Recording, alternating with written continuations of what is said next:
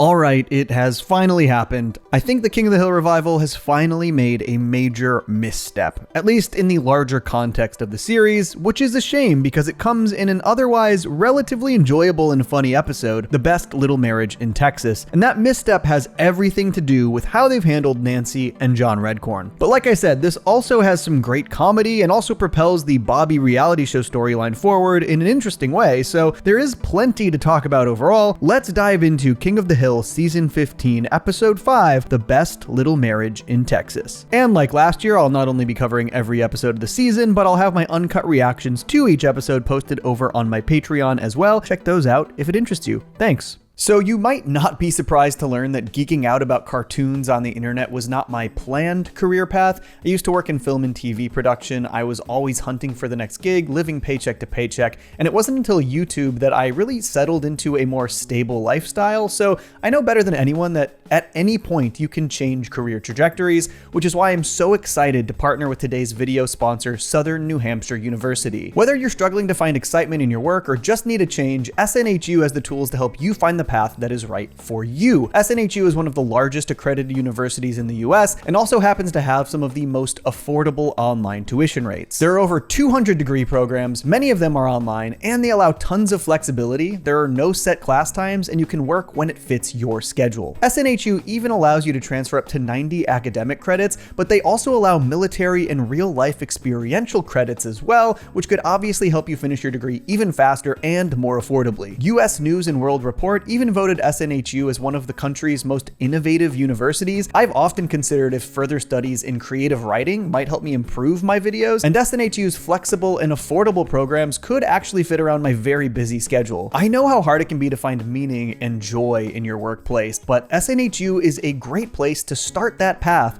to pursue something you love. It is never too late. Visit snhu.edu/Johnny2Cellos or click the link in the description to explore over 200 different degree programs and find your path forward today.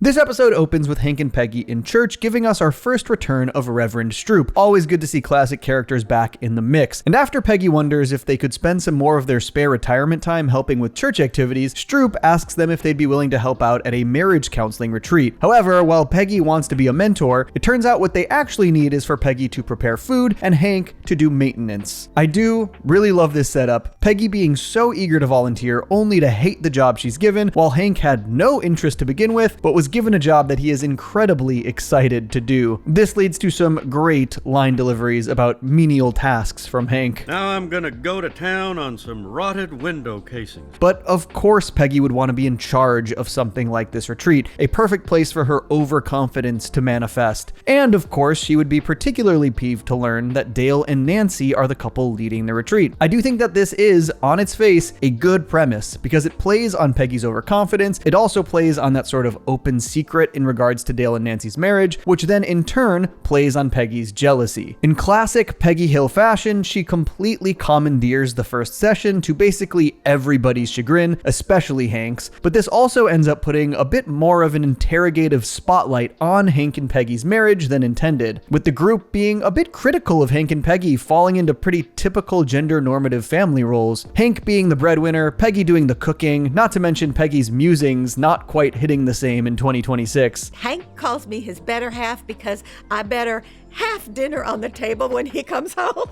The most interesting thing that comes up here is the revelation from Nancy that Peggy has expressed regret about never going to college because then she could have taught full time. Something that comes as a shock to Hank and reads as a major red flag to the couples at the retreat. And I do think that this is pretty fertile ground to explore for Hank and Peggy as a couple, particularly in this revival era that brushes up with commentary about the modern lens. Hank and Peggy are for sure an old-fashioned couple, and while there's nothing wrong with how they chose to structure their lives, if that's what they wanted, there's plenty of people who fell into those roles because it was expected of them. Modern couples tend to interrogate that a bit more and allow more possibilities and flexibility. It's interesting for Hank and Peggy to be so secure in their marriage, but then find themselves second guessing because these younger folks told them they must be doing it wrong. I think that's how a lot of older folks can feel. On the flip side, you've also got Hank being a bit condescending towards this guy who is a stay-at-home dad. Ultimately, it just comes down to the fact that people shouldn't be told what the right formula is. It can look different for any number of couples. But they do point out that Nancy and Dale are a bit more modern, given that Nancy is the breadwinner of the family. All of this fallout leads Reverend Stroop to tell Hank and Peggy that they actually should participate in the retreat, given that it seemed as though their lack of communication was on full display, which again is a development I find interesting, and maybe a direction I wish the episode had continued further in. You could show the ways that Hank and Peggy actually do have solid communication, thus proving themselves as a couple. You could also give them incremental growth in some of the areas they have shortcomings. It could have been both a win for Hank and Peggy as a couple and a way for them to grow as a couple even in their retirement ages. Instead, while blindfolded for a trust exercise, Hank blabs that Nancy has been cheating on Dale for, quote, over 20 years without realizing Reverend Stroop was in the area, having her deeply question whether they should be leading the retreat. This is where some of my issues start to come in, because I do think that in a vacuum, this is an interesting premise. But the issue really stems from that retconning for over 20 years line. But I will get to that in depth at the end of this video. It was interesting to finally get a pretty concrete list of people who are aware of the affair, which included both Bobby and Connie, who I think previously we really only had hints that they were in the know. And I do think there is at least something interesting being brushed up against here, as Hank and Peggy sort of reconcile with whether or not they are judging Dale and Nancy too harshly, given that they themselves had just been judged by an entire group in a way that they felt was unfair. I do think my favorite moment in this storyline is where Hank follows up on Peggy's college aspirations, making sure that she hasn't been harboring resentment about how they decided to structure their lives, and Peggy reaffirms that she has no regrets. It was my choice too,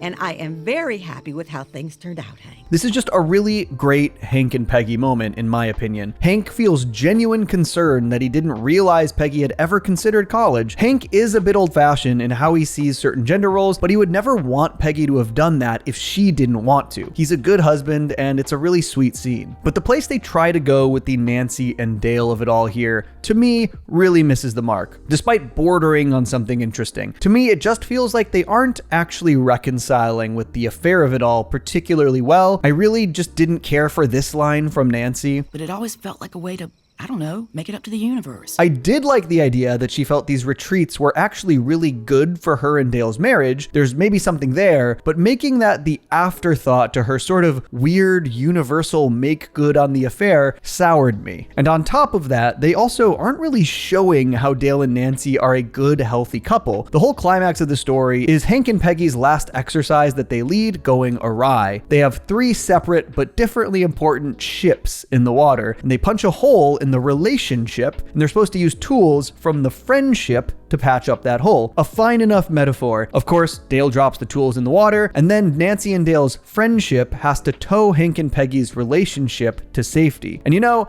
I don't hate the metaphor of friendship being one of the things that keeps a relationship afloat. It just didn't feel like there was anything about Dale and Nancy's communication that led to the salvaging of the exercise. I wanted to see more Dale and Nancy nuance and more about their dynamic as a couple. And a lot of this is just kind of played for laughs with naked Dale. I really just wish this had maybe taken a different approach to actually show us something new about Dale and Nancy that both we as the audience and Hank and Peggy might not have seen before. Them pointing out positively that Dale and Nancy have been together for 25 years rings a little hollow when there's still this big and apparently ongoing secret being kept from Dale. And that is also why the ending feels pretty hollow to me as well, with Nancy telling John Redcorn that her headache has cleared up and sending him on his way, implying that she is cutting him off. Before, what I felt was a bit of a tired joke, to say the least, referencing the old crying Native American recycling PSA. And I do have like a full rundown for why I think this really didn't work in the context of the series and how I would have done things differently in both this episode and the revival as a whole. But before I go on that long rant, let's do a quick run through of the pretty entertaining B story in this episode. The other half of this one is all about Bobby getting his big chance to be cast on the King of the Grill reality show that they set up in the previous season. They loved his submission and are sending a producer to see if he works on camera as they hope he does. There are a ton of really enjoyable beats in this storyline, As we hit the kitchen, Bobby is super upbeat himself. I particularly love seeing how happy his kitchen staff is and how excited they are for Bobby when they find out he's going to get his big chance on the show. I think this series does a pretty great job showcasing that Bobby is a good boss without using too much real estate. I have maybe slightly mixed feelings on the initial idea here that Bobby comes across flat on camera, mostly because Bobby has always been so confident and entertaining, even as a kid, but I think it works because we can chalk it up to both nerves as well as the fact that he seems a little too focused on the finer details of the cooking. The issue is more that reality TV is looking for something big, loud, and salacious, not something informative. I also laughed pretty hard at this response to the Burbank reference. Burbank! That's where they filmed Raven's Home!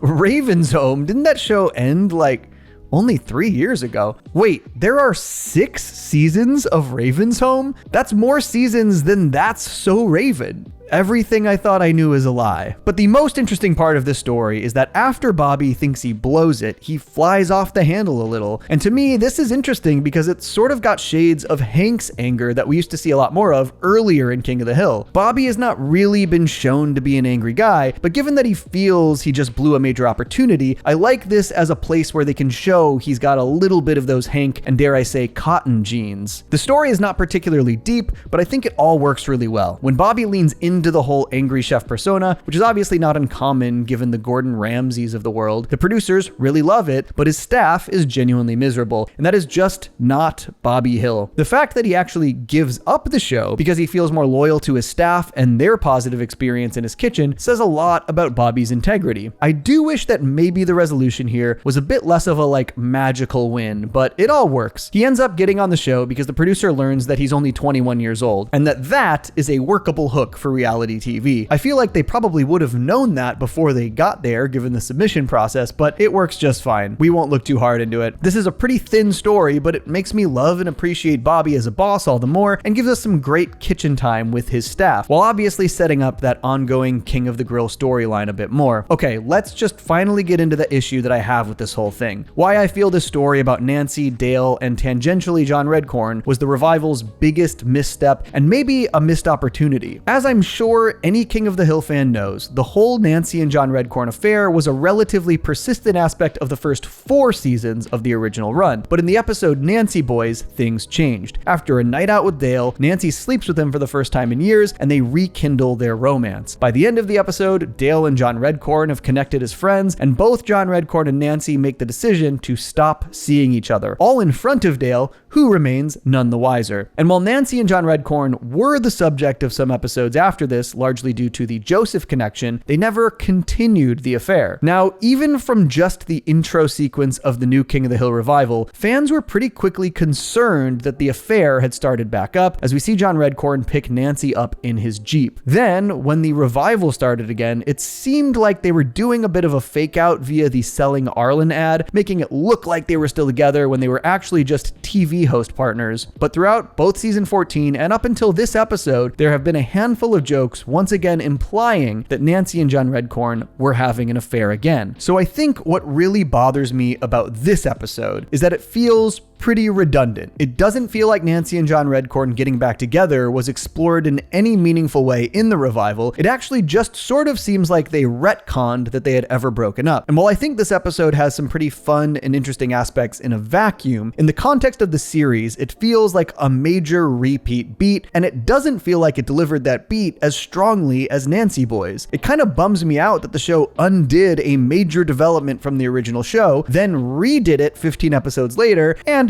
kind of feels like they're patting themselves on the back for it. Not to mention that the episode had close to no John Redcorn involvement and features what will be the final recorded Redcorn lines from Jonathan Joss. And on top of that, I feel like they really had an opportunity to deliver a surprising and maybe poignant reveal that could have actually fit the themes and ideas of this episode better if they hadn't been so committed to the retcon. The obvious joke of the whole thing has always been Dale is obsessively conspiratorial about everything, but can't can't see the conspiracy that's right in front of his face. But I think the writers could have reversed that joke onto the audience in a way that also doesn't ruin the integrity of the original joke. Obviously, they had chosen to sprinkle all of these little hints that led the audience to believe the affair had started up again. But I think the funnier thing all these years later would be for all of those hints to have been to intentionally mislead the audience. What if in this episode, Hank and Peggy accidentally blab about the affair, believing, as the audience does, that the affair had been ongoing, only for the reveal to be Nancy and John Redcorn never actually got back together. They really were just co-workers who have a completely professional relationship. And maybe this is going too far, but I think if you really want to hit on those themes of misjudging somebody else's relationship without getting the full picture, they could have also revealed that Nancy did tell Dale about the affair in that interim period between the original run and the revival, that they went to therapy, that they worked through it, and in part thanks to the work that they did, now have a strong marriage that really works, and isn't still harboring a massive secret. This could not only hit as an effective reveal for the audience, but for Hank and Peggy as characters, who would have been harshly judging Dale and Nancy's marriage without actually being up to date with the full picture, which also fits with the fact that they had moved away from Arlen for years and that they may have missed some major developments. Ultimately, I just have a hard time with the whole, wow, see, their relationship actually is good angle, while Nancy is still keeping something so massive from Dale, and it feels like they could have delivered that message better if they had gone this other route. I know that other route takes some big swings, but I don't know, I just think it could have been a really interesting place to slightly shift the character dynamic and status quo. I never liked the theory or idea that Dale always knew about the affair. That kind of just ruined the joke, but I think him having learned about it later really could have worked. And if they really wanted to make the affair the subject of one of the revival episodes, they could have actually brought it to interesting new places instead of retreading familiar ground. It feels like for so many other aspects of the revival, they have really effectively and interestingly moved characters into the future with believable shifts and new dynamics that still echo the original run. But the John Redcorn Nancy affair just feels like it's a bit stuck in the past for me, which is a shame because I do think this episode has a lot of really good stuff going for it, despite me not liking its place in the larger context of the story. Sorry that this also just half turned into my King of the Hill fanfic. All that being said, despite my big misgivings with how the revival handled the Dale, Nancy, and John Redcorn of it all, I think this episode still has some admirable qualities and some big laughs. Hank being enthused about menial maintenance is always charming. Peggy's overstepping worked really well in this scenario, and the Bobby B story, while a small part of the episode, gave me a ton to appreciate about his role as the head chef of Robota Chain. I think I just wish they had taken a bit more of a risk on how they approached Nancy and John Redcorn in the revival, rather than falling back on the old